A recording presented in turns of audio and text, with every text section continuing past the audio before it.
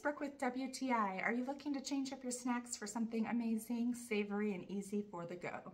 Check out Southern Recipes Spicy Dill Pork Rinds.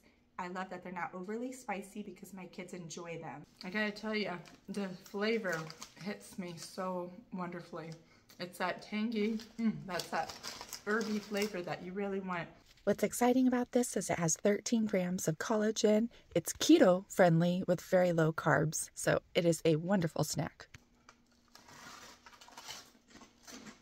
My husband went crazy for these. I had to hide these very last 2 bags because they weren't gonna last. My friends enjoyed them when I brought them to our get-together, and they really appreciated trying something new.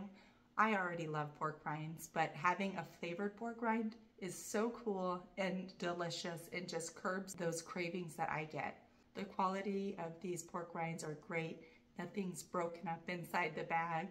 I like that it comes with these small snack bags because you can take them on the go. My kids enjoy them, and when they're hungry, they are the perfect treat. I love this flavor. I love having these on hand.